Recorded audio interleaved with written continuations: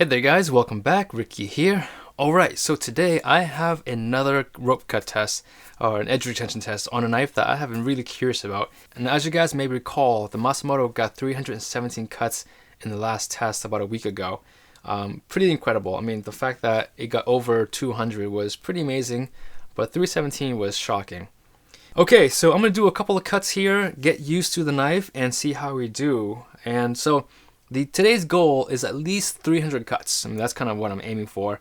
Again, it's heat treated to a 64, and that may or may not translate to a higher edge retention because the geometry may be different, the sharpness may be different. So all those things actually will play a role. I'm not going to discuss too many of the variables at this point. I'm just going to do the test, and at the end, we'll discuss the conclusion. 3, 4, 5, 61, 96, 97, 98, 99, 100, 39, 40, 41, 42, 94, 95, 96, 97, 98, 99, 200, 42, 43, 44, 45, 46, 47, 95, 96, 97, 98, 99, 300, 93, 94, 95, 96, 97, 98, 99, 400. 400 cuts. 56, 57, 58, 59, 60, 88, 88, 89, 90, 91, 92, 93, 94, 94, 95, 96, 96, 96. Okay. One more time. Okay. Oh my goodness. I'm pretty sure this knife would go over 500 had it not been so slippery and I'm not able to actually get a grip on anything.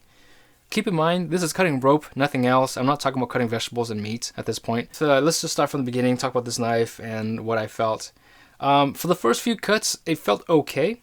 The handle is really comfortable. When you're holding it in a pistol grip, in a pinch grip, I think cutting normal food, it'll be fantastic. But when you're trying to cut through a half-inch hard rope, the cladding, as beautiful as it is, it just was really slippery, and it made it virtually impossible for me to get a really good, nice pinch grip on this knife. The SG2 steel is different because on the Masamoto, it felt much springier, the white number 2 mono steel. The knife felt very springy. SG2, it's a very, very stiff steel. Even though it is superior in terms of an edge retention compared to white number 2, it doesn't have the same lively feel that the Masamoto had. The edge retention of the SG2 is just absolutely incredible. From a raw performance numbers standpoint, that was amazing. It's like 40% better than the Masamoto in terms of a pure edge retention. I'm actually quite dreading the fact that I will have to go to a 66 on the ZDP and the HAP 40. You know, these tests will be like 700, 800 cuts each. So I'm kind of dreading that. So I'm now wondering if I should have gone and got like a 3/4 inch rope or a 1 inch rope and do the cut test that way. That would put to shame some of the other knives that couldn't get a 55 or 60 cuts on the half-inch rope. They're punishing. These tests are fun to do. They're fun to watch, but man, they are punishing.